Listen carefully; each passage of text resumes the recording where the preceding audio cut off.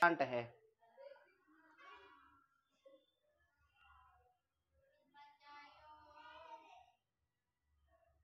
Angio स्पर्मिक plant है। अब कोई एंजियो स्पर्मिक जो प्लांट रहेगा, उस एंजियो स्पर्मिक प्लांट में को आप फ्लावरिंग प्लांट बोल रहे हो। जो फ्लावरिंग प्लांट है उसमें फ्लावर का फॉर्मेशन होगा, और फ्लावर बनेगा तो उस फ्लावर में कौन कौन सा पार्ट बनेगा। डायरेक्ट अपन बात की जाए, यहां से ये भी बात नहीं की जाए तो मेल रिप्रोडक्टिव ऑर्गन हो जाएगा, और फीमेल रिप्रोडक्टिव ऑर्गन हो जाएगा। फीमेल रिप्रोडक्टिव ऑर्गन हो जाएगा। मेल रिप्रोडक्टिव ऑर्गन की बात की जाए तो एंड्रोसियम, गायनोसियम। एंड्रोसियम का यूनिट क्या रहेगा, और गायनोसियम का यूनिट, एंड्रोसियम का यूनिट, गायनोसियम का यूनिट।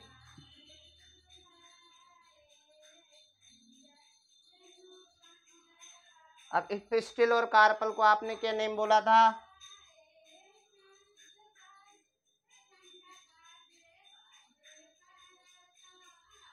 Microsporophyll,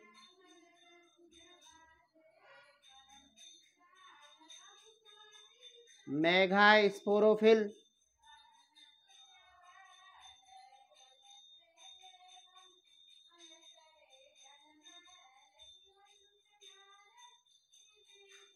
megasporophyll. स्टेमन हो गया। इसके बाद स्टेमन का मेन पार्ट एंथर। स्टेमन का मेन पार्ट क्या हो जाएगा,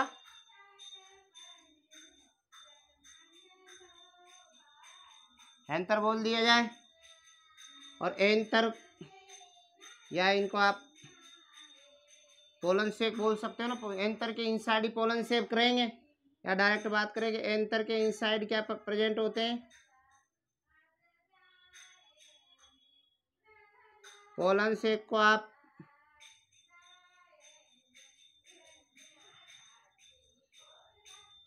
माइक्रोस्पोरेंजियम बोलते हो। मेगास्पोरोफिल पर प्रेजेंट होगा ओव्यूल। Megasporangium, megasporangium. अब माइक्रोस्पोरेंजियम पर microspore mother cell present.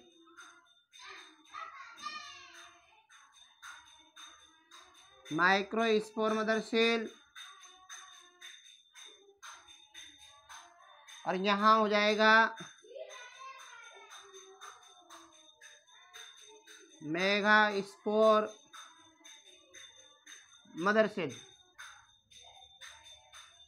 Microspore mother cell में भी मियोसिस होगा, और मेगास्पोर मदर सेल में भी क्या होगा, मियोसिस होगा।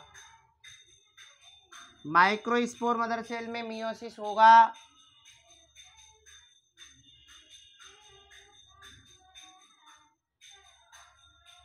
तो किसका फॉर्मेशन होगा पहले,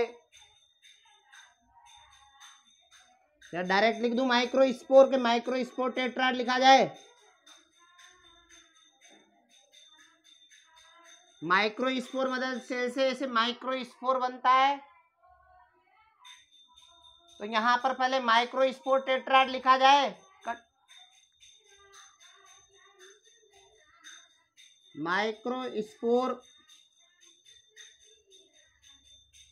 टेट्राड। अब माइक्रोस्पोर टेट्राड की बात करें,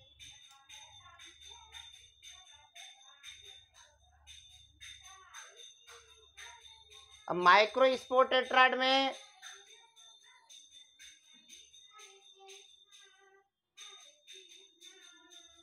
केलेज एंजाइम के थ्रू माइक्रोस्पोर रिलीज हो जाएंगे, माइक्रोस्पोर हैप्लॉइड रहेंगे। यहां पर मेगा स्पोर मदर सेल में मियोसिस होगा, 4 मेगा स्पोर बनेंगे। 4 मेगा स्पोर में से 3 मेगा स्पोर, 4 मेगा स्पोर में से 3 मेगा स्पोर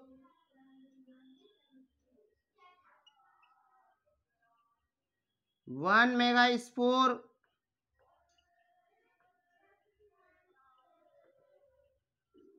1 मेगा स्पोर कैसा रहेगा? फंक्शनल रहेगा। 1 मेगा स्पोर कैसा रहेगा? फंक्शनल। जो फंक्शनल मेगा स्पोर रहेगा उसको क्या बोला जाएगा?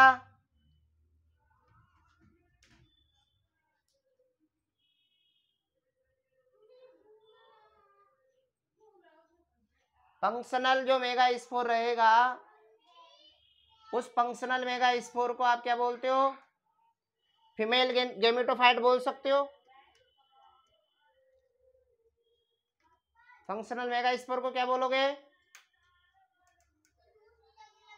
फीमेल गेमेटोफाइट बोलोगे। अब यहां पर माइक्रोस्पोर चेंज होगा,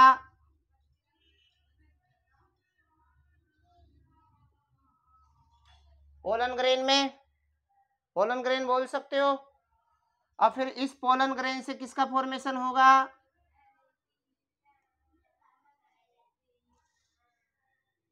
यहां डायरेक्ट बात की जाए पोलन ग्रेन का,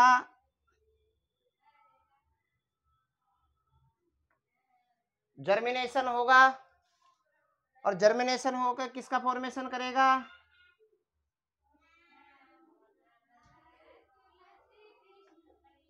मेल गेमेटोफाइट का फॉर्मेशन करेगा।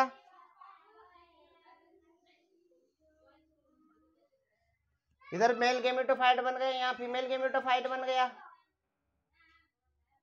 अब मेल गेमेटोफाइट पर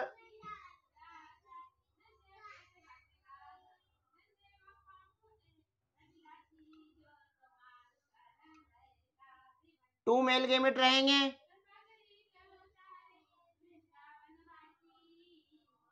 यहां लिखा जाए first male gamete,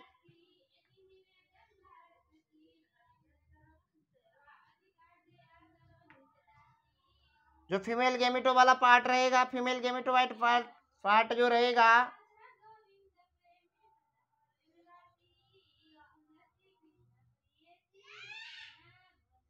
secondary nucleus,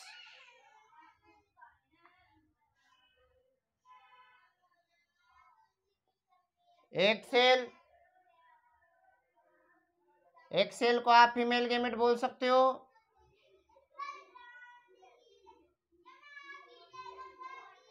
first male gamete, एक सेल का फ्यूजन होगा, सिनगेमी होगा।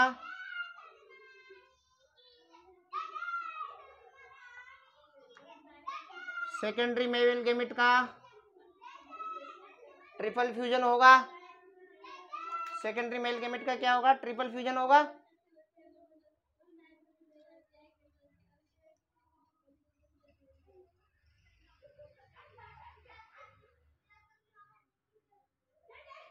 Primary endosperm nucleus, primary endosperm nucleus से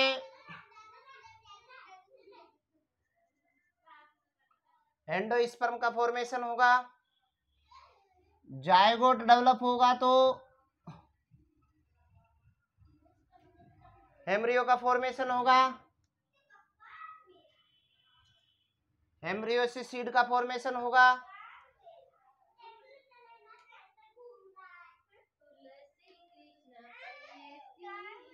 एम्ब्रियो से सीड का फॉर्मेशन होगा। सीड का फिर क्या होगा?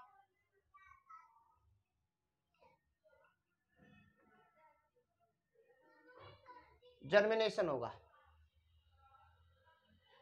तो ये वाला रहेगा।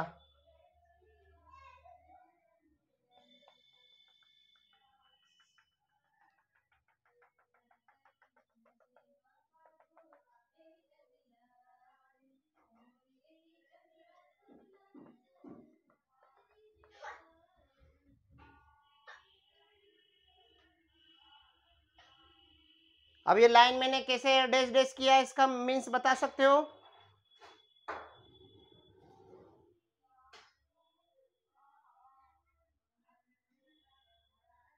हाँ 1n वाला है, हेप्लॉइड है, हेप्लॉइड है। तो इस पार्ट को आप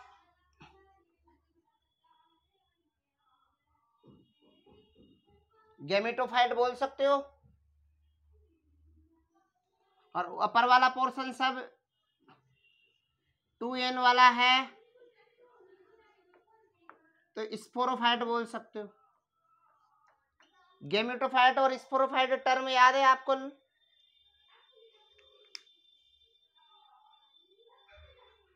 गैमेटोफाइट और स्पोरोफाइट आपको टर्म याद है ना थोड़ा? भाई गैमेटोफाइट मतलब जहां पर गैमेट का प्रोडक्शन होता है, मतलब गैमेट का प्रोडक्शन करने वाला स्ट्रक्चर। स्पोरोफाइट जहाँ स्पोर का फॉर्मेशन होता हो, स्पोरोफाइट पर स्पोर प्रोड्यूस करने वाली। तो आपका फ्लावर पे मेल और फीमेल वाला जो फ्लावर है वहां पर स्पोर बने, स्पोर बने, और उन स्पोर के थ्रू फिर क्या बना आपका गैमेटोफाइट में गैमेट बने। यहाँ पर इधर मेल गैमेट बन गए, उधर फीमेल गैमेट बन गए। थोड़ा एरो किया जाए, क्योंकि मेल गैमेट और फीमेल गैमेट का अपन ने ऊपर एरो, तो इस गैमेट गैमेट को इनसाइड ले लो, ये हो जाएगा। भाई गैमेट तो यहाँ ही बनना चाहिए, लेकिन वो थोड़ा सा एरो ऊपर निकल गया तो गैमेट गैमेट यहाँ हो जाएगा। फिर यहाँ वाला वापस ये 2n वाला हो जाएगा, लेकिन ये वाला पार्ट कैसा होता है? 3n होता है, ट्रिप्लोइड होता है। इस प्रकार से ये हो जाएगा लाइफ साइकिल ऑफ एंजियोस्पर्म।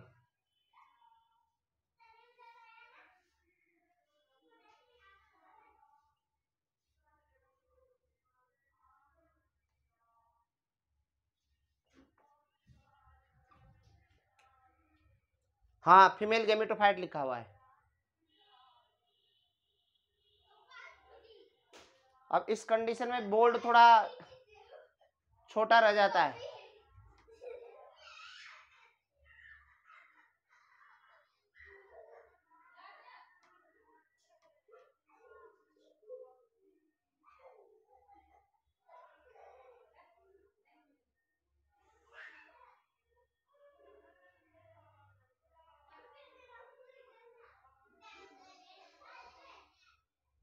हो गया, राइट डाउन हो गया।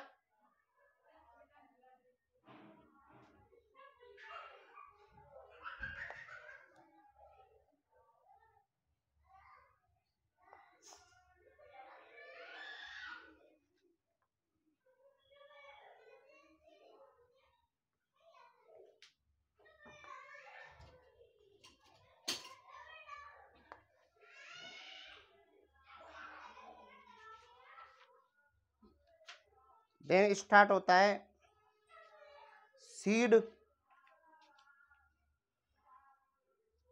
सीड वाला है ना पार्ट। बात की जाए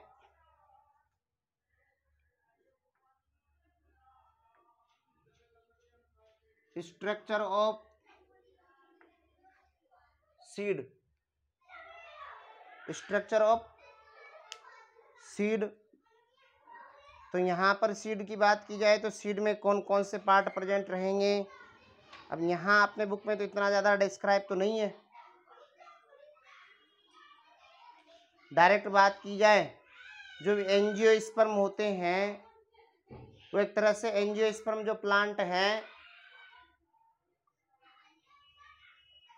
जो एंजियोस्पर्म प्लांट है, उन एंजियोस्पर्म प्लांट में जो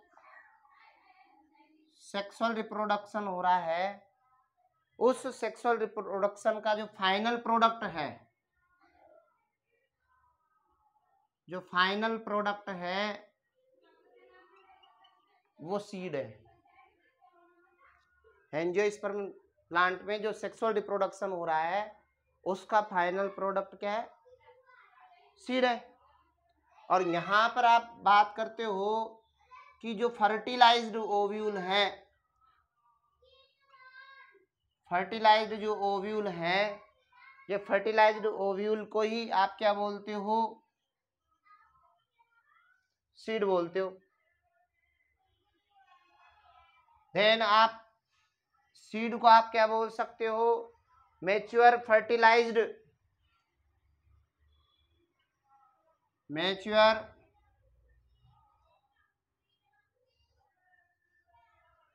fertilised integumented, integumented, integumented megasporangium, megasporangium. Integumented का मीन्स आप एक्सप्लेन हो गया कि इंटेगुमेंट का मतलब होता है कि जहां पर ओव्यूल में इंटेगुमेंट प्रेजेंट होते हैं, आउटर इंटेगुमेंट और inner integument.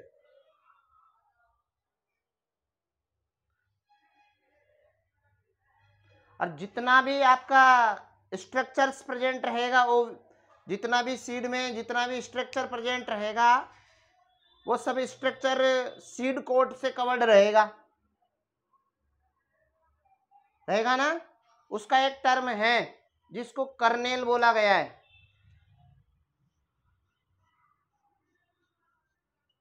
All the structure, all the structure which are present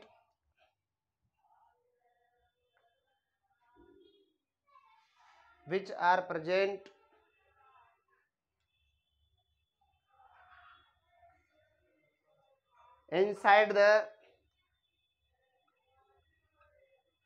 seed coat, तो इस टर्म को फिर बोला जाता है पूरा इज नोन एज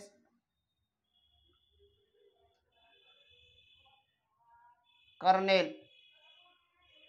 इस टर्म को बोला जाएगा कर्नेल टर्म बोला जाता है। मेनली जो मैच्योर सीड होता है, टिपिकल मैच्योर जो सीड होता है उसमें 3 मेन पार्ट्स होते हैं, 3 मेन पार्ट्स प्रेजेंट होते हैं। और 3 मेन पार्ट्स की बात कहें, फर्स्ट पॉइंट है seed coat, second part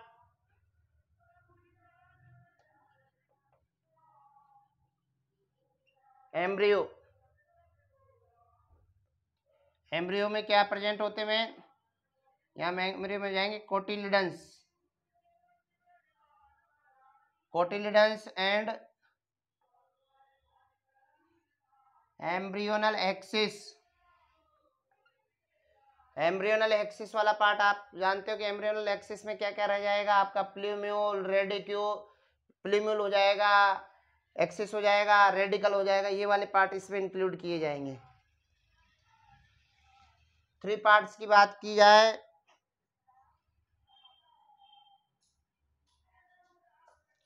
endosperm की बात की जाए। अब एंडोस्पर्म आप जानते हो, इस एंडोस्पर्म बेसी तो आपके 3 पार्ट्स हैं, लेकिन अपन यहाँ डिटेल थोड़ा नहीं किया जाएगा, डिटेल के बारे में अपना नहीं है इतना डिटेल। आप सीड कोड जानते हो, अपन ने सीड का डायग्राम बनाया, सीड में आउटर कोट आउटर स्ट्रक्चर के फॉर्म में आपके प्रेजेंट रहेगा, आउटर इंटेगुमेंट तो आउटर सीड टेस्टा में कन्वर्ट हो गया, इनर इंटेगुमेंट आपके इनर टेगमन में कन्वर्ट होगा। तो ये वाले आपका आउटर सीड कोट के फॉर्म में प्रेजेंट रहेगा। तो एंडोस्पर्म की बात करें तो एंडोस्पर्म के बारे में आप क्या क्या जानते हो? एंडोस्पर्म के बारे में क्या सीड एंडोस्पर्म के बेस पर जो होता है उसका कौन कौन सा कंसेप्ट होता है, ये वाला मैंने टर्म आपको बताया। अब सीड में एंडोस्पर्म प्रेजेंट भी हो सकता है और एंडोस्पर्म एब्सेंट भी हो सकता है। सीड में एंडोस्पर्म प्रेजेंट भी हो सकता है और एब्सेंट भी हो सकता है।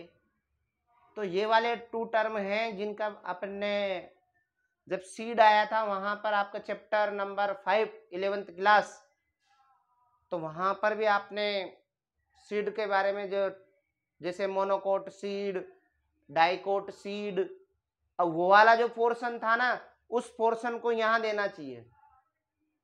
वहां सीड का कनेक्ट किया जाए तो भाई यहाँ एम्ब्रियो दे रखा है, मोनोकोट एम्ब्रियो, डाइकोट एम्ब्रियो दे रखा है ना, तो आपको मोनोकोट सीड और डाइकोट सीड का एक्सप्लेनेशन यहाँ होना चाहिए। जैसे अपन ने 11th किया ना 5 चैप्टर में, तो वो एक्सप्लेनेशन यहाँ होना चाहिए। और साथ साथ में जो अपन ने फ्रूट का स्टडी किया है वहां पर फ्रूट का बारे में तो अपन ने देखा है ना कि भाई कौन टाइप, ऐसे फ्रूट के टाइप्स का तो स्टडी नहीं किया, लेकिन फ्रूट्स के जो भी कौन सा पार्ट पेरिकार्प होता है, कौन सा पार्ट इपिकार्प होता है, पेरिकार्प, पेरिकार्प तो उसके पार्ट हो जाएंगे, इपिकार्प, मीजोकार्प, एंडोकार्प, वो फ्रूट वाल के अपन ने स्टडी किया है ये सब। तो यहाँ पर आप टाइप्स ऑफ फ्रूट देखोगे। अपन बात करते हैं कि जो एंडोस्पर्म हो गया एक टाइप से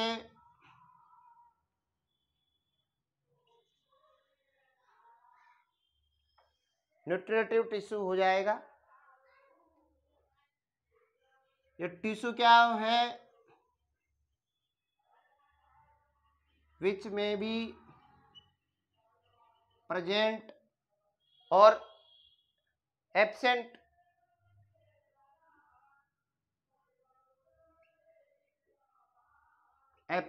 प्रेजेंट या absent in the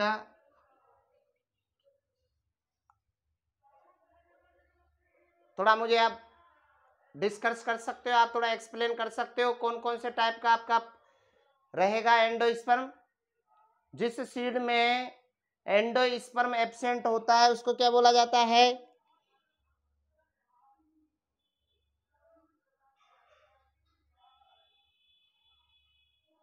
Hare Krishna.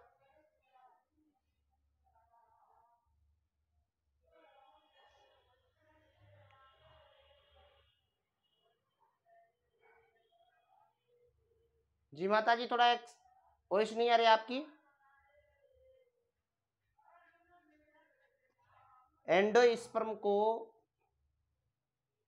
Presence और एब्सेंस के बेस पर सीड को कितने पार्ट्स में डिवाइड किया गया है? एंजियोस्पर्म सीड्स को क्लासिफाइड किया है 2 कैटेगरी में, प्रेजेंस और एब्सेंस के बेस पर एंडोस्पर्म को। तो मैं डायरेक्ट बोल दूं आपकी 2 कैटेगरी हैं,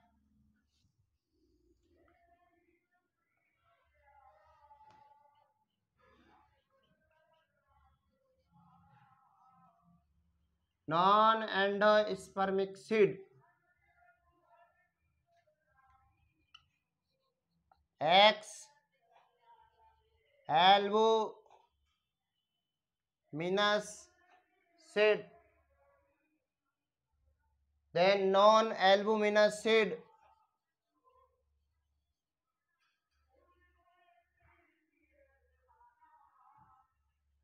non-albuminous seed, X-albuminous seed, non-albuminous seed, non-endospermic seed. I name endospermic seed, albuminous seed.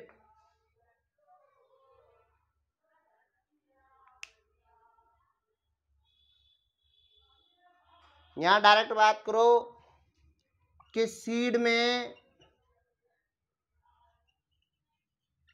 जो सीड रहेगा उसमें एंडोस्पर्म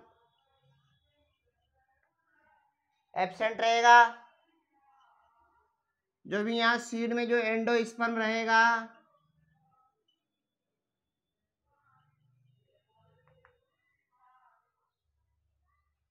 प्रेजेंट रहेगा। ऐसा क्यों? यहां पर रहेगा कि जैसे थोड़ा सा अपन ने पहले भी एक्सप्लेन किया था, मैं फिर थोड़ा सा एक्सप्लेन करने का बता रहा हूं कि जैसे आपने देखा है कि जैसे एम्ब्रियो का डेवलपमेंट होता है। अब एम्ब्रियो के डेवलपमेंट के ड्यूरिंग क्या होता है कि एम्ब्रियो एंडोस्पर्म से न्यूट्रिशन एब्जॉर्ब करता है, एंडोस्पर्म से न्यूट्रिशन को एब्जॉर्ब करता है। यदि क्या हो कि एंडोस्पर्म को कंप्लीटली एब्जॉर्ब कर लिया जाए, यदि एम्ब्रियो के थ्रू एंडोस्पर्म को कंप्लीटली एब्जॉर्ब कर लिया जाए और एब्जॉर्ब कर लिया जाए तो वहां पर पे एंडोस्पर्म क्या हो जाएगा? एब्सेंट हो जाएगा। और जैसे एंडोस्पर्म एब्सेंट हो जाएगा तो एंडोस्पर्म जो सीड ने एब्जॉर्ब किया, एम्ब्रियो ने जो एब्जॉर्ब किया, उसको वो स्टोरेज कर लेता है कोटिलिडन्स में। जो कोटिलिडन्स होते हैं उन कोटिलिडन्स में उस फूड को स्टोर कर लेता है, जिससे कि उनके कोटिलिडन्स कैसे हो जाते? थोड़े फूल करके टर्जिड होकर के थिक हो जाते हैं। जैसे जितने भी आपने डाइकोट्स प्लांट्स होते हैं, डाइकोट्स जो प्लांट्स होते हैं वो सब आपके नॉन एंडोस्पर्मिक सीड होते हैं। और डाइकोट्स प्लांट की बात की जाए, यहाँ जो डाइकोट्स प्लांट्स हैं मैक्सिमम आते हैं डाइकोट्स प्लांट। उन डाइकोट्स प्लांट में ज्यादातर एंडोस्पर्मिक कैसे होते हैं? नॉन एंडोस्पर्मिक सीड होता है, क्योंकि उनका जितना भी न्यूट्रिशन होता है एंडोस्पर्म का पूरी तरह से कंप्लीटली एब्जॉर्ब करके, और उनका जो कोटिलिडन्स होते हैं वो कोटिलिडन्स कैसे हो जाएंगे? थिक हो जाएंगे। और जो एंडो आपका जो उसका जो एम्ब्रियो होता है, आपने कभी कभी जैसे ग्राउंड नट को 2 पार्ट्स में डिवाइड किया होगा ना, तो यहाँ पर 2 पार्ट्स में डिवाइड करने के बाद यहाँ पर ऐसे, यहाँ 2 पार्ट्स में डिवाइड करने के बाद यहाँ पर कुछ छोटे से स्मॉल पार्ट्स में वहां पर आपका एम्ब्रियो अटैच फॉर्म में प्रेजेंट होता है। स्मॉल सा एम्ब्रियो अटैच फॉर्म में प्रेजेंट होता है, क्योंकि इन्होंने जितना भी फूड एब्जॉर्ब किया था एंडोस्पर्म से वो कंप्लीटली कहां पर हो गया? स्टोर कोटिलिडन्स में। अब एक कोटिलिडन्स में क्या होगा? जैसे ही सीड का जर्मिनेशन होता है, थोड़ा ध्यान में रखना, जब सीड का जर्मिनेशन होता है तो सीड के जर्मिनेशन के ड्यूरिंग क्या होता है? इनके जो कोटिलिडन्स होते हैं वो ग्रीन हो जाते हैं, कोटिलिडन्स ग्रीन हो जाते हैं। और ग्रीन होकर के जो न्यूट्रिशंस होते हैं ना इनके बाद, क्योंकि ग्रीन होने के बाद क्या होता है? ऐसे कोटिलिडन्स हो जाएंगे, तो कुछ टाइम के लिए जहां तक कोटिलिडन्स रहेंगे वहां तक ये फूड बनाएंगे, कोटिलिडन्स ग्रीन होकर के, और प्लांट को फूड को सप्लाई करेंगे। फिर उसके बाद क्या होगा कि वहां पर लीफ का फॉर्मेशन हो जाएगा। तो लीफ के फॉर्मेशन के बाद क्या होगा? इनके जो कोटिलिडन्स थे फूड देने के बाद कैसे हो जाएंगे? सिकुड़ जाएंगे, कॉन्स्ट्रिक्ट हो जाएंगे। उसके बाद इनके कोटिलिडन्स फॉल हो जाएंगे, गिर जाएंगे। ऐसा प्रोसेस होता है पूरा कंप्लीटली। तो डाइकोट प्लांट्स में एम्ब्रियो न्यूट्रिशन एब्जॉर्ब करता है एंडोस्पर्म से, एंडोस्पर्म कंप्लीटली एब्जॉर्ब कर लिया जाता है, तो उसके पास एंडोस्पर्म एब्सेंट हो जाता है। जो एंडोस्पर्म एब्जॉर्ब करा वो डाइकोट सीड में क्या होगा? वो कोटिलिडन्स में जाकर के स्टोर हो जाएगा, और स्टोर होकर के कोटिलिडन्स थिक हो जाएंगे, और थिक होकर के वो बाद में सीड जर्मिनेशन के ड्यूरिंग काम में लिया जाएगा। वह कुछ हरे कृष्णा।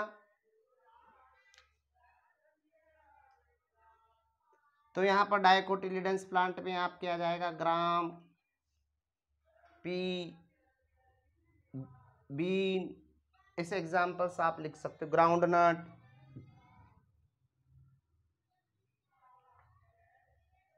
और इसका कुछ एक्सेप्शंस हैं। डाइकोट प्लांट हैं लेकिन उनमें एंडोस्पर्मिक सीड देखने को मिलेंगे। जो केस्टर का सीड होता है, केस्टर का सीड कैसा होता है? एंडोस्पर्मिक होता है। ये वाला एग्जाम्पल अपन ने 5 चैप्टर में भी बताया है। हरे कृष्णा, बताया ना। अब यहां पर क्या होगा? यहां पर देखने को मिलेगा कि यहाँ के सीड में एंडोस्पर्म प्रेजेंट है। आप देखोगे जो मेज का प्लांट है, मेज का जो सीड है, उस सीड का आपने डायग्राम भी देखा है, बनाया भी है। सीड का डायग्राम आपने बनाया भी है मेज का। तो मेज में अपर वाला जो पोर्शन था वहां पर क्या प्रेजेंट था? एंडोस्पर्म प्रेजेंट था। तो अपन कह सकते हैं कि यहाँ पर सीड ने क्या किया, जितनी जो एम्ब्रियो था, एंडोस्पर्मिक सीड वाले जो एम्ब्रियो था, उन्होंने जितना रिक्वायरमेंट था उन्होंने फूड स्टोर कर, फूड को क्या ले लिया? एब्जॉर्ब कर लिया। जितना एम्ब्रियो डेवलपमेंट के ड्यूरिंग जितना भी न्यूट्रिशंस की रिक्वायरमेंट थी, उस न्यूट्रिशन को तो एब्जॉर्ब कर लिया, लेकिन कंप्लीटली क्या नहीं किया? उसको एब्जॉर्ब नहीं किया। तो एब्जॉर्ब नहीं किया तो उन्होंने क्या कर लिया? अपने पास स्टोर कर लिया। तो वहां पर एंडोस्पर्म स्टोर फॉर्म में देखने को मिलता है, वहां पर एंडोस्पर्म प्रेजेंट होता है। जो एंडोस्पर्मिक जो सीड होते हैं उनमें मोनोकोट सीड रखे जाते हैं। मैक्सिमम जितने भी मोनोकोट सीड हैं वो आपके कैसे हैं? एंडोस्पर्मिक सीड है, जिसमें आपका एग्जांपल आ जाएगा व्हीट, राइस, कोकोनट, बार्ले, मेज। और फिर इसका एक्सेप्शन की बात की जाए, एक्सेप्शन की बात की जाए, इसका एक एग्जाम्पल आपकी बुक में दे रखा है, ऑर्किड प्लांट दे रखा है एनसीईआरटी में भी। और ये होता है नॉन एंडोस्पर्मिक। क्या होता है? नॉन एंडोस्पर्मिक सीड होता है ऑर्किड। जो ऑर्किड का सीड होता है ना, वो कैसा होता है? क्लियर हुआ माता जी? कुछ डायग्राम जो यहाँ पर दे रखे हैं ना आपकी बुक में, इनमें से अपन ने मेज का बना लिया, और यहाँ पर और डायग्राम दे रखा है आपके अपर वाले जो डायग्राम दे रखे हैं वो केस्टर का डायग्राम दे रखा है। तो केस्टर के डायग्राम में एंडोस्पर्म दिखा रखा है। अपन ने बात करी, थोड़ा सा एक और नेम दे रखा है यहाँ पर, पेरीस्पर्म। क्या दे रखा है? पेरीस्पर्म। अब पेरीस्पर्म आपने देखा है, पेरीस्पर्म होता क्या है बता सकते हो?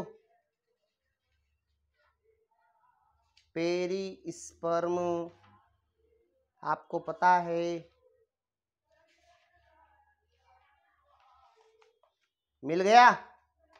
पेरीस्पर्म जो न्यूसिलस होता है वो पूरी तरह है ना डिस्ट्रॉय नहीं होता है, उसमें वो एक मेम्ब्रेन के फॉर्म में देखने को मिलता है। तो वो वो वाला कंडीशन आपको पेरीस्पर्म बोला जाएगा। तो यहाँ पर आपको एग्जाम्पल बोल दिया जाए,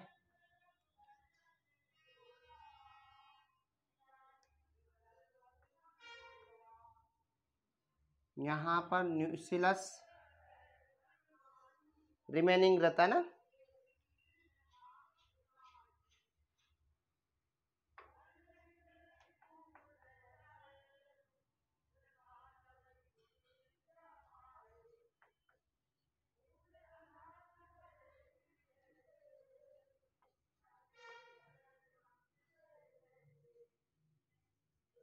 पेपर,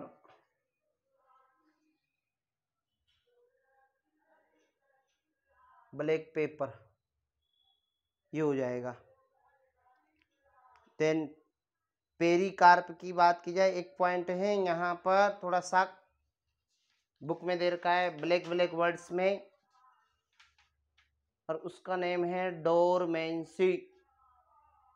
ब्लैक ब्लैक वर्ड्स में नेम दे रखा है डोरमेंसी। और डोरमेंसी का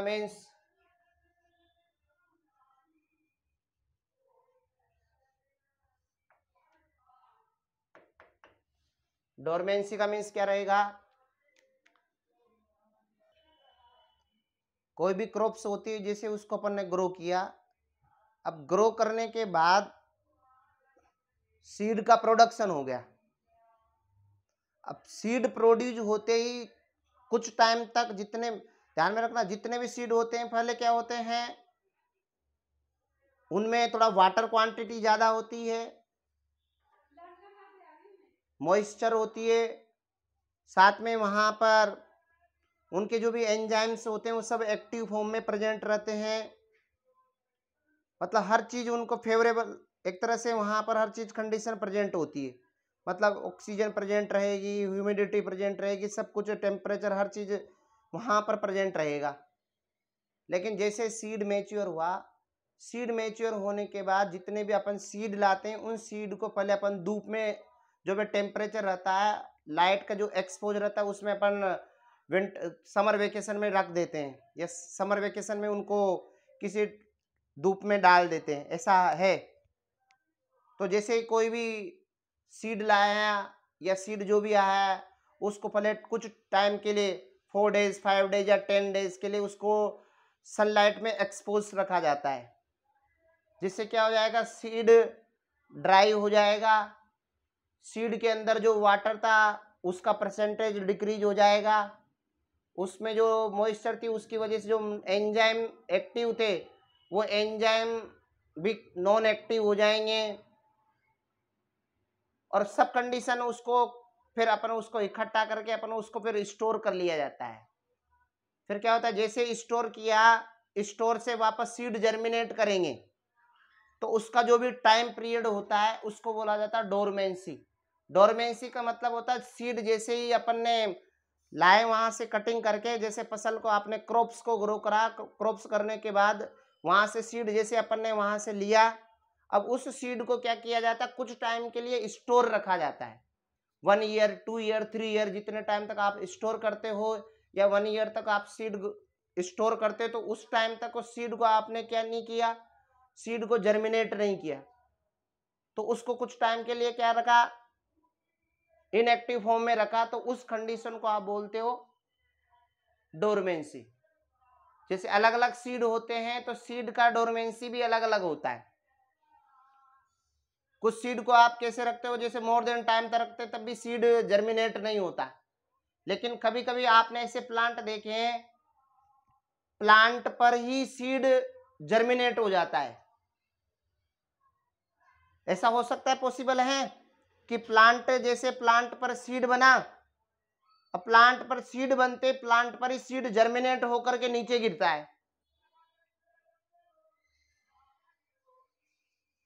ऐसा नेम सुना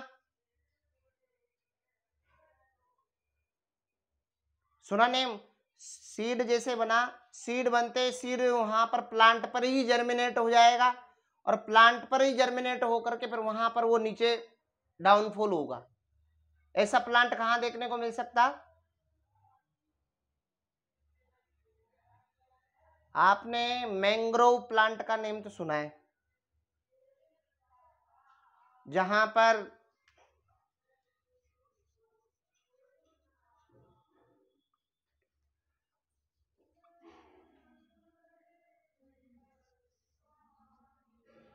न्यूमेटोफोर का फॉर्मेशन होता है।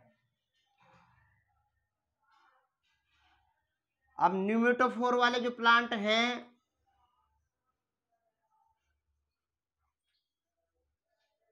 मार्सी एरिया में देखने को मिलेंगे,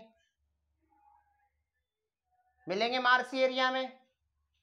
तो वहां पर पहले कैसा रहता है, लोअर वाला पार्ट जो भी है, मार्स एरिया में ऑक्सीजन का डिफिशियंसी होगा, न्यूट्रिएंट्स कम रहेंगे, तो वहां पर पूरा कंडीशन थोड़ा अनफेवरेबल कंडीशन है। उस अनफेवरेबल कंडीशन में सीड भी नीचे जाएगा तो सीड जर्मिनेट नहीं करेगा। अब तो यहाँ पर सीड क्या होता है, इस जब प्लांट पर कोई सीड जर्मिनेट करता है तो उसको बोला जाता है विविपेरस सीड, उसको बोला जाता है विविपेरी सीड। तो यहाँ पर क्या हुआ, विविपेरी सीड, और ये विविपेरी सीड प्लांट पर ही जर्मिनेट होगा और वहां पर पे सीड जर्मिनेट होकर के फिर वो मार्स एरिया में डाउनफॉल होगा। ऐसा होता है यहाँ पर न्यूमेटोफोर प्लांट में। देन अपन बात करते हैं डोरमेंसी का। डोरमेंसी का थोड़ा आप एनसीईआरटी निकालना, तो एनसीईआरटी है ना। तो यहाँ पर आप जानते हैं कि जो सीड होता है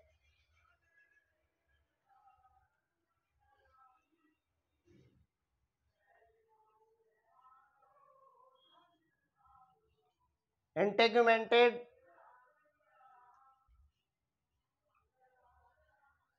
ओव्यूल है, then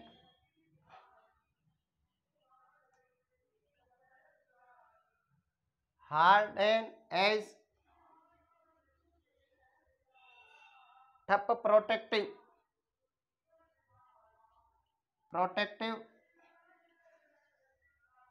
protective seed coats present होता है। अब प्रोटेक्टिव सीड कोट प्रेजेंट रहेगा, देन यहां पर जो सीड रहता है वहां पर सीड में क्या प्रेजेंट रहेगा, माइक्रोपाइल रहेगा। माइक्रोपाइल क्या करेगा, सीड में एक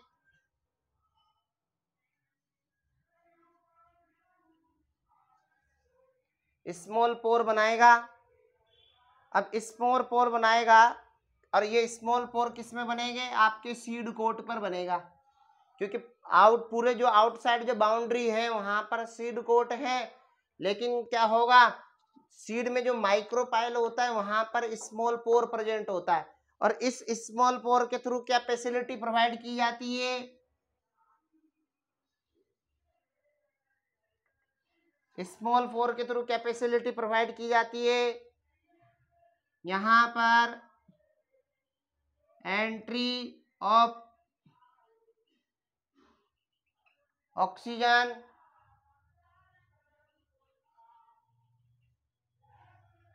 और वाटर की क्या दी जाती है, एंट्री की प्रोवाइड की जाती है। अब जैसे एंट्री प्रोवाइड की जाएगी तो यहां पर सीड जर्मिनेशन होगा या सीड जर्मिनेट होगा। अब सीड जर्मिनेट हो गया, ये वाला कंडीशन हो गया। अब जैसे सीड जर्मिनेशन होगा ना, ये वाला प्रोसेस ही रहेगा, लेकिन कभी कभी क्या होता है, सीड मैच्योर हो जाए, क्या हो जाए, सीड मैच्योर हो जाएगा, तो इसके अंदर जो भी वाटर है, जो वाटर है वो क्या हो जाएगा, it's water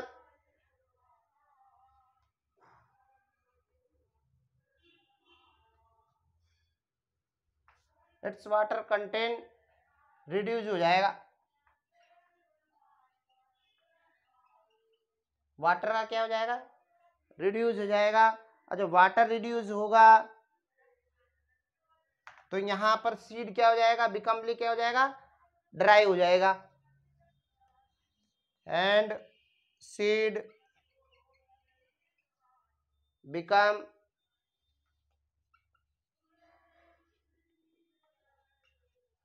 relatively dry 10 to 15% dry हो जाएगा। इसमें दे रखा है रिलेटिवली ड्राई 10 to 15%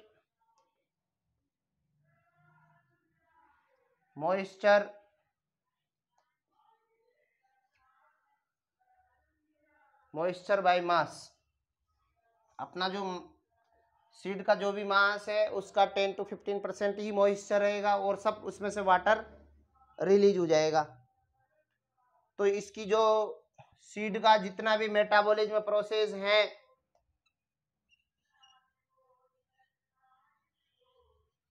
जनरल जो मेटाबॉलिज्म है जनरल जो मेटाबॉलिज्म है वो कैसा हो जाएगा, डाउन हो जाएगी। जनरल मेटाबॉलिज्म या metabolic activity, general metabolic activity, metabolic general metabolic activity of the embryo slow down. तो यहाँ पर एम्ब्रियो की जितने भी मेटाबॉलिक एक्टिविटी हो जाएगी स्लो डाउन। तो स्लो डाउन हो जाएगा तो इस कंडीशन को क्या बोला जाएगा,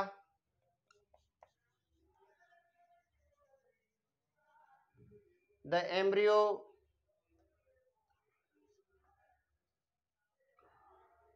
में एंटर a state of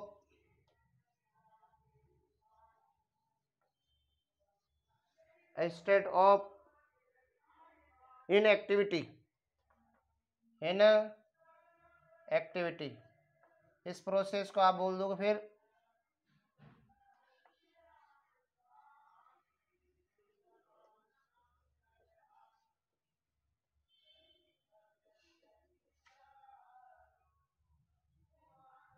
हरे कृष्णा माता जी,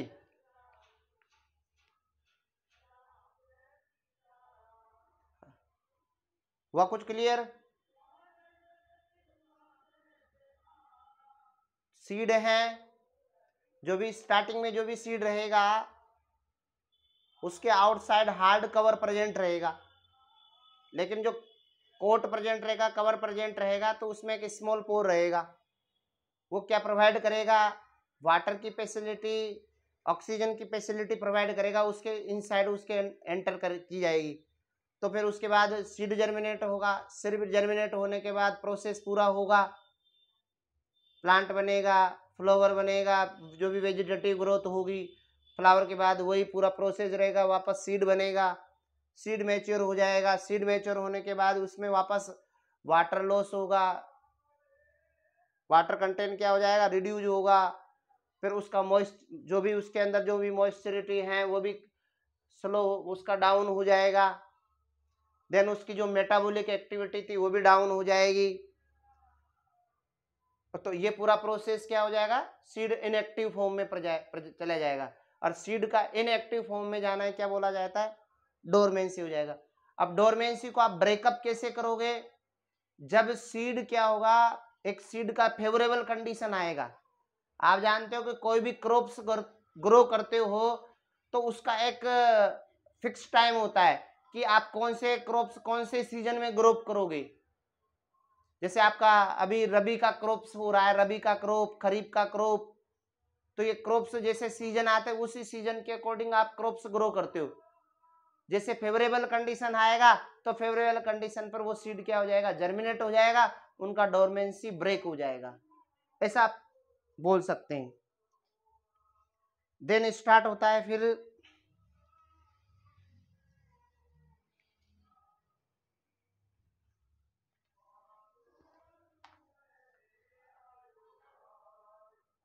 फ्रूट के बारे में बात करते हैं। फ्रूट की बात करें, अब फ्रूट के बारे में तो आप जानते हो पूरा का पूरा।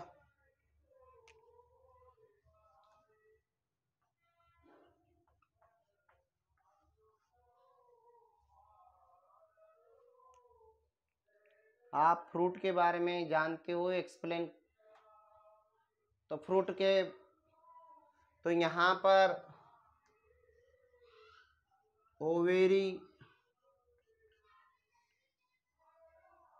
ओवेरी क्या होगा, किस में कन्वर्ट होगा,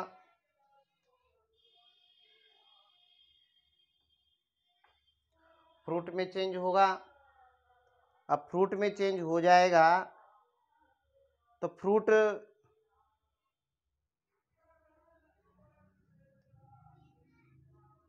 को कवर्ड करने के लिए, फ्रूट को कवरिंग करने के लिए क्या प्रेजेंट होती है, फ्रूट वॉल प्रेजेंट होती है। और इन फ्रूट वॉल को क्या बोला जाता है, पेरिकार्प आप जानते हो। और फिर जो पेरिकार्प हैं वो आपने भी अलग अलग डिफरेंट टाइप की देखी हैं, एपिकार्प, मेजोकार्प, एंडोकार्प। यहां पर कुछ एग्जाम्पल्स दे रखे हैं डायरेक्ट, भाई कौन से फ्रूट फ्लेशी होते हैं और कौन से फ्रूट ड्राई होते हैं। फ्लेशी फ्रूट यहाँ पर एग्जाम्पल आपकी बुक में दे रखा है, गुआवा, ऑरेंज, मैंगो।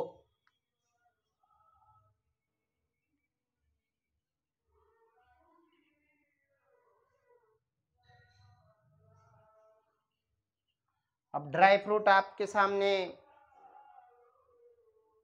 दे रखे हैं, जैसे बात की जाए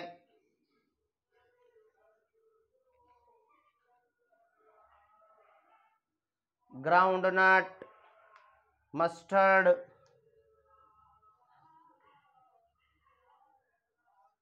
है, और भी जितने भी सीड हैं वो भी फ्रूट। आपका जो एक मेज में जो भी सीड आता है ना, वो एक तरह से उसका एक फ्रूट है।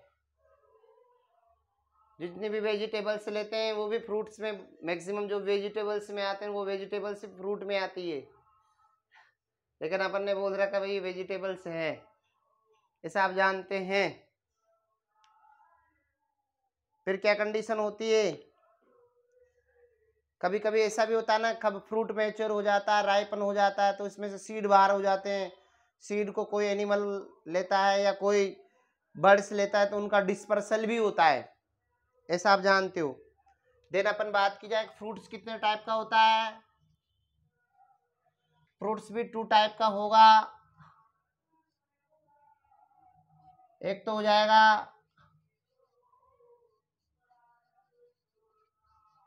ट्रू फ्रूट और एक फॉल्स। कौन सा फ्रूट हो जाएगा, फॉल्स फ्रूट, एक ट्रू फ्रूट्स। इनमें भी कोई डिफरेंस है। यदि फर्टिलाइज्ड ओवेरी से फर्टिलाइज्ड ओवेरी यदि फ्रूट बनाए, फर्टिलाइज्ड ओवेरी क्या बनाए, फ्रूट बनाए, तो उस कंडीशन को बोला जाता है ट्रू फ्रूट। फर्टिलाइज्ड ओवेरी से किसका फॉर्मेशन हो, फर्टिलाइज्ड ओवेरी या डायरेक्ट ओवेरी फ्रूट का फॉर्मेशन करे तो उसको ट्रू फ्रूट। लेकिन फॉल्स फ्रूट में क्या होगा, जहां ओवेरी फ्रूट्स का फॉर्मेशन नहीं किया जाए, क्या ओवेरी के थ्रू फ्रूट्स का फॉर्मेशन नहीं किया जाए, प्लांट्स के अदर पार्ट्स फ्रूट का फॉर्मेशन करें, तो वो पार्ट हो जाएगा आपका ट्रू फ्रूट, फॉल्स फ्रूट। आपके फॉल्स फ्रूट में आपने डायरेक्ट अपन यहां से कनेक्ट, इसका यहां से कनेक्शन नहीं करते हैं, डायरेक्ट कनेक्शन करते हैं। थोड़ा सा आपको रिकॉल करा रहा हूं, चैप्टर नंबर 5 आपने 3 टर्म देखा, hypogynous flower, perigynous flower, epigynous flower. तो आपने देखा कि जो इपीगाइनस फ्लावर है, उस इपीगाइनस फ्लावर में थैलेमस, थैलेमस आपका जो ओवेरी है उस ओवेरी को क्या करता है, कवर्ड करता है। थैलेमस ओवेरी को कवर्ड करता है, तो ओवेरी तो कवर्ड हो गया। देन क्या हुआ, जो थैलेमस जो कवर्ड हुआ वो फ्रूट के रूप में कन्वर्ट हो गया। थैलेमस किस फॉर्म में चेंज हो गया, फ्रूट के फॉर्म में चेंज हो गया। आपने देखा होगा जो एप्पल होता है, उस एप्पल को जैसे अपन कटिंग करते हैं, तो उस कटिंग करने के बाद उसमें जो हार्ड कवरिंग होता है इनसाइड, जिसको अपन फेंक देते हैं, जो हार्ड कवरिंग होता है उस हार्ड कवरिंग में सीड प्रेजेंट होते हैं। जो हार्ड कवर सीड है ना, तो वो वाला पार्ट हो जाएगा आपका ओवेरी, और उस ओवेरी को जो कवर्ड किया हुआ है वो थैलेमस वाला पार्ट है। तो इस टाइप से उसको आप क्या बोल सकते हो, थैलेमस। जैसा आपने इसमें भी देखा, देन आपका जो पियर होती है, नाशपाती होती है ना, पियर, पियर को नाशपाती बोलते हो ना, तो वहां पर भी ये वाला कंडीशन देखने को मिलेगा। जैसे एप्पल में हुआ, स्ट्रॉबेरी में हुआ, केसू में दे रखा है, तो ये वाले एग्जांपल्स हैं। यहाँ पर क्या हुआ,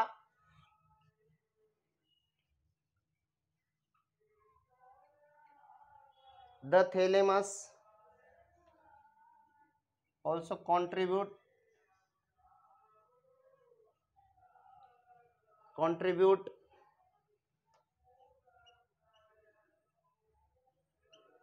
to fruit formation,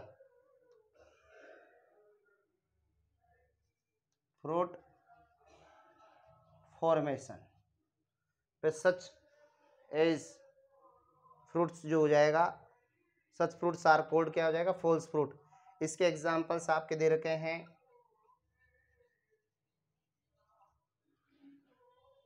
एप्पल दे रखा है, स्ट्रॉबेरी दे रखा है,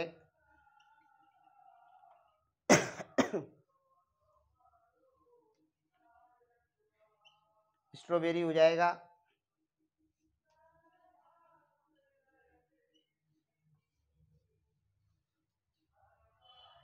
ये हो जाएगा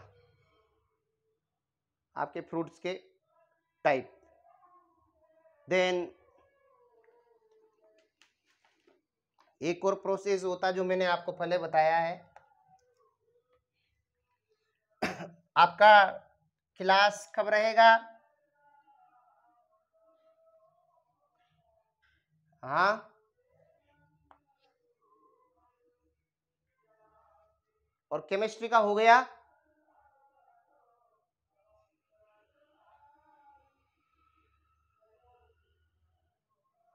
मतलब दोनों अल्टरनेट चलता है, एक दिन फिजिक्स एक दिन केमिस्ट्री, एक दिन केमिस्ट्री एक दिन फिजिक्स, ऐसा होता है। अभी टाइम है ना अपने पास।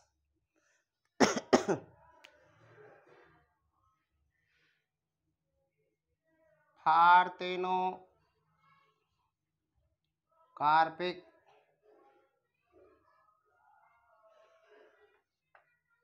एक तो फार्थेनो कार्पिक फ्रूट के बारे में मैंने पहले भी एक्सप्लेन किया है आपके सामने। देन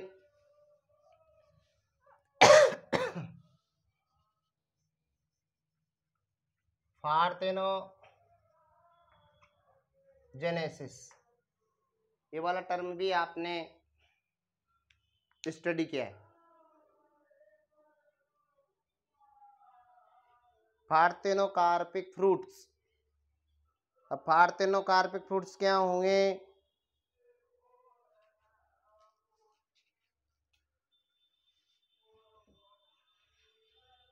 आपने ऐसे स्पीसीज देखी होगी, यहाँ डायरेक्ट में बोल दूं,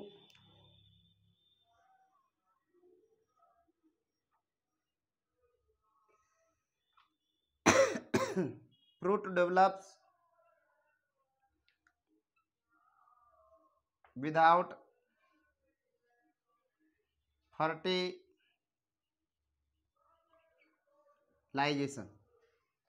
जब फ्रूट कैसे डेवलप हो? विदाउट फर्टिलाइजेशन के, तो उस टर्म को आप क्या बोल सकते हो? फार्थेनोकार्पिक फ्रूट। और जो फार्थेनोकार्पिक फ्रूट है ना, इसको हार्मोन्स के थ्रू भी इंड्यूज किया जा सकता है। जो ग्रोथ हार्मोन होता है ना, उन ग्रोथ हार्मोन के थ्रू भी इनको इंड्यूस किया जा सकता है। इन पार्थेनोकार्पिक फ्रूट्स को can be induce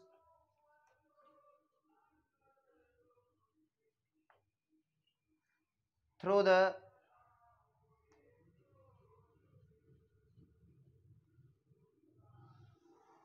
the application growth hormones and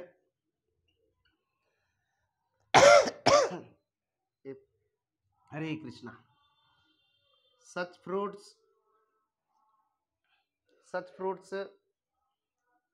are seedless. Such fruits क्या हो जाएंगे? सीडलेस हो जाएंगे. पार्थेनोकार्पिक फ्रूट का एग्जाम्पल. हरे कृष्णा. पार्थेनोकार्पिक फ्रूट का एग्जाम्पल.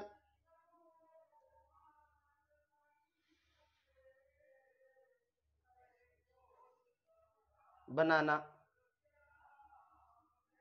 और भी बोला जाए तो पपाया भी है. बनाना तो है ही सही.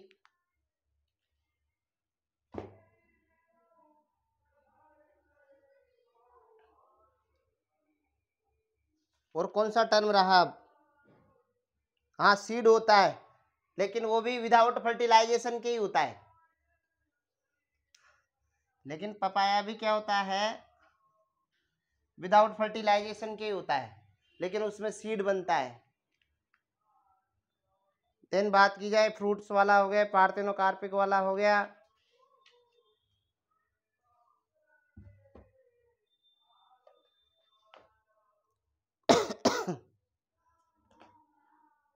अब ये वाला जो पैराग्राफ है आपका दे रखा है ना पेज 38 पर. हरे कृष्ण माता जी. अब इसमें दे रखा सीड वायबिलिटी का. सीड वायबिलिटी का पैराग्राफ दे रखा है. किसका दे रखा? सीड वायबिलिटी का. सीड का लाइफ टाइम कितना होता है, कितने सीड कितने मतलब एज तक रह सकता है. Seed viability. तो इसमें अलग अलग सीड दे रखे हैं, जिसको आर्कियोलॉजिकल सर्वे ऑफ इंडिया ने इसको जैसे अलग अलग जगह इन्होंने देखा है, वहां से इनको डिस्कवर किया है. वहां से खुदाई के दौरान इनको निकाला गया है. जो कुछ सीड है जो यहाँ पर दे रखे हैं.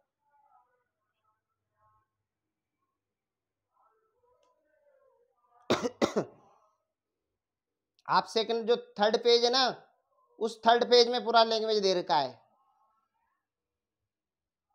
थर्ड पेज है, थर्ड जो पैराग्राफ है अपर से थर्ड पैराग्राफ है ना, उसमें दे रखा है.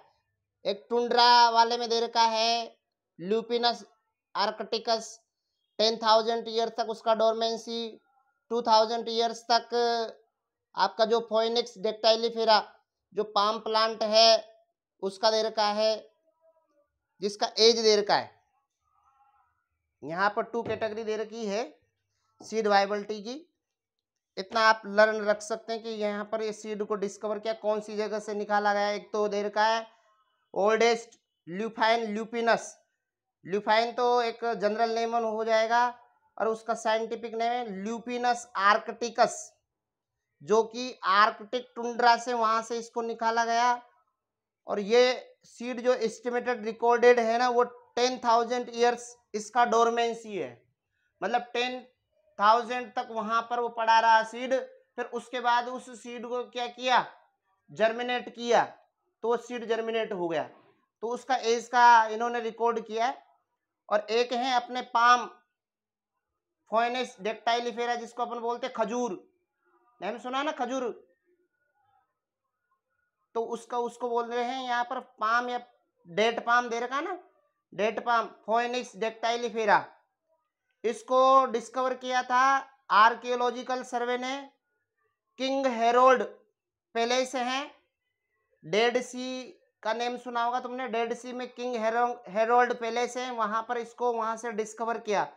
और इस डेट पाम का जो एज है, डोरमेंसी है, वो 2,000 ईयर से है. इनका इतना है. देन आपके पास फिर 2 टर्म रहे हैं, apomixis and poly embryony. Apomixis and poly embryony. Apomixis और पॉली एम्ब्रियोनी मीन्स डायरेक्ट पहले पॉली एम्ब्रियोनी की बात की जाए,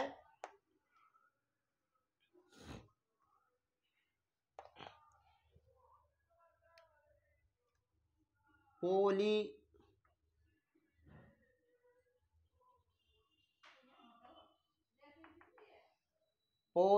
मीन्स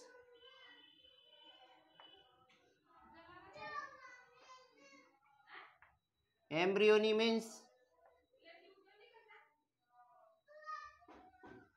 मैनी एम्ब्रियो, मतलब कोई ऐसे सीड, एक सिंगल सीड में आपको क्या देखने को मिले, मैनी एम्ब्रियो प्रेजेंट हो। कभी देखा ऐसा सिंगल सीड हो और उस सिंगल सीड में मैनी एम्ब्रियो प्रेजेंट हो, क्या हो, मैनी एम्ब्रियो प्रेजेंट हो एक सिंगल सीड में, उस टर्म को बोला जाता है पॉली एम्ब्रियो। तो डायरेक्ट बोल रखा है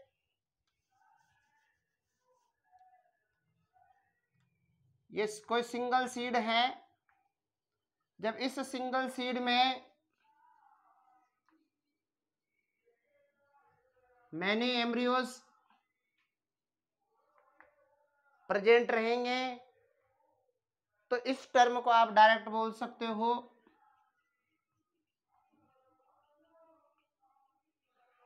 पॉली एम्ब्रियोनी बोल सकते हो। और इस पॉली एम्ब्रियोनी को सबसे पहले ऑब्जर्व किया ल्यूवेनहोक ने।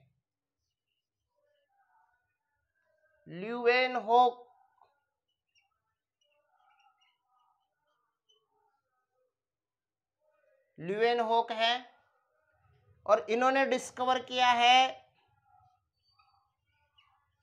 सिट्रस प्लांट है, और सिट्रस भी कौन सा है, ऑरेंज। जो ऑरेंज सीड होता है उस ऑरेंज सीड में पॉली एम्ब्रियोनी कंडीशन देखने को मिलेगी, और पॉली एम्ब्रियोनी वाली जो कंडीशन होती है, poly embryony condition, poly embryony condition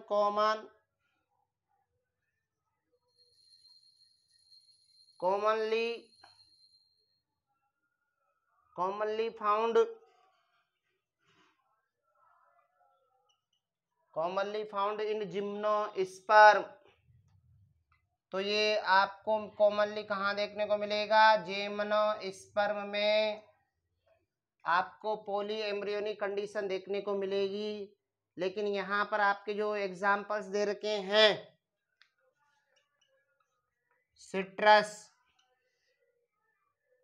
citrus में कौन कौन से आएंगे आपके, सिट्रस में ऑरेंज यहाँ आ जाएगा, लेमन हो जाएगा, और निकोटियाना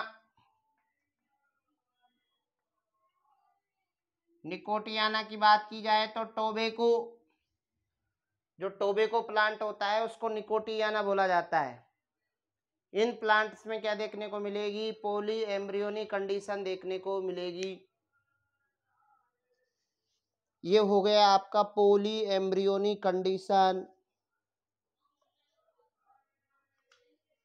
देन कौन सा कंडीशन रहा आपके, एपोमिक्सिस।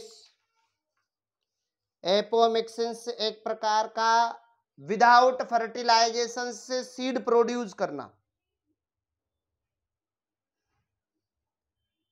विदाउट फर्टिलाइजेशन से क्या करना, सीड का प्रोड्यूस करना।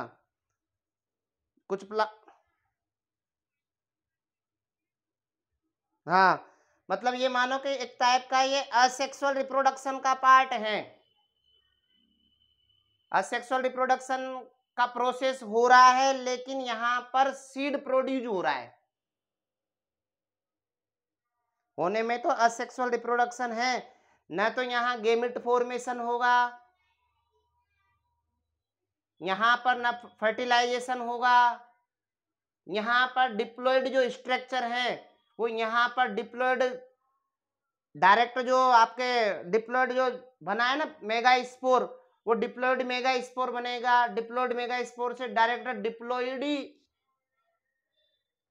डिप्लॉइडी आपका क्या बन जाएगा, डिप्लॉइडी ओव्यूल रहेगा, डिप्लॉइडी मेगास्पोर रहेगा, डिप्लॉइड मेगा सिंगल मेगास्पोर ही डायरेक्ट वो जर्मिनेट वहां से वो एम्ब्रायो से एक बनाएगा, और उसमें जो डिप्लॉइड स्ट्रक्चर है उन डिप्लॉइड स्ट्रक्चर से ही डायरेक्ट ही वो सीड का फॉर्मेशन कर लेंगे। ऐसा यहाँ पर डायरेक्ट प्रोसेस होगा। तो आपके कुछ एग्जांपल्स दे रखा है, कुछ प्लांट्स दे रखे हैं, कुछ फ्लावरिंग प्लांट जैसे एस्ट्रेसी और ग्रासेस का कुछ स्पीसीज हैं। यहाँ पर जो सीड का जो प्रोड्यूस हो रहा है, प्रोड्यूस सीड हो रहा है विदाउट फर्टिलाइजेशन के, तो उस प्रोसेस को यहाँ पर बोला जाएगा एपोमिक्सिस। उस प्रोसेस को क्या बोला जाएगा, एपोमिक्सिस। हो जाएगा क्लियर माता जी?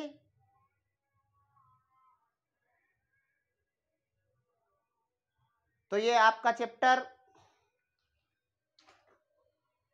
हुआ क्लियर।